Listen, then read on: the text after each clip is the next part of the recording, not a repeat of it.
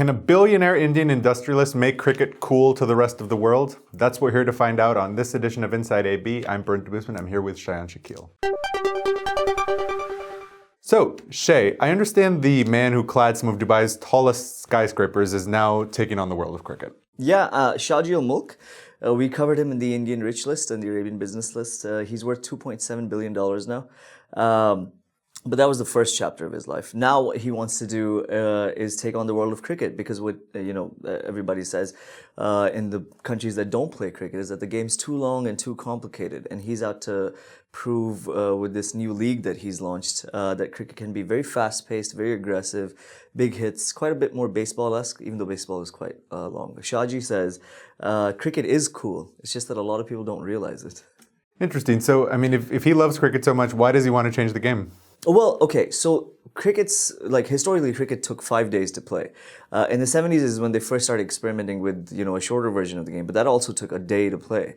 Then lately in 2007 is when they came up with T20 cricket, which was, has quadrupled cricket's followers. It's now 2.5 billion viewers per year on average.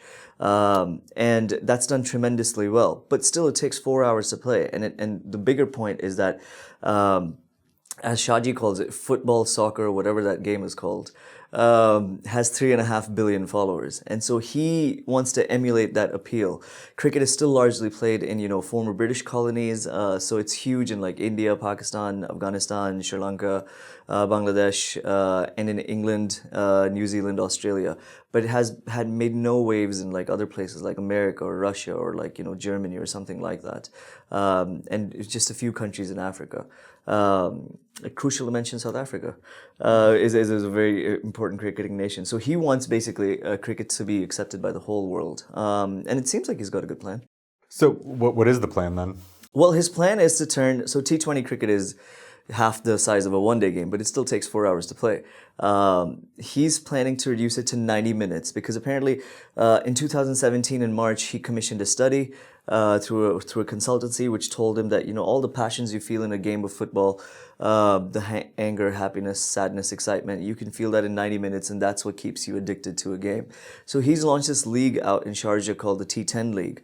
And it's 90 minutes of cricket punctuated by performances, lots of celebrities coming through. And it's the second year now. And yep, that's his plan basically. So, Shay, will it work? $1 billion question. But the UAE Minister of Tolerance is a fan. He came to the game, talked a bit about the semantics of cricket, batting, bowling, and all that. And you also expect, that some of the retired players would play. So you have, Pakistan's Shahid Afridi, India's Virender Sehwag, and you have this West Indian master blaster, Chris Gayle. But what's important to note is that legends of the game, like Wasim Akram, who is arguably the greatest fast bowler in the history of the game, Virat Kohli, and those people are saying this could be the new sort of cricket. The current captain of the English cricket team, Ewan Morgan, it's a very tough name to pronounce, is also part of the league, and he's the current captain. And he's actually saying this could be the way that cricket returns to the Olympics. Cricket hasn't been at the Olympics since 1904. When it had to be canceled at the Olympics in St. Louis, Missouri.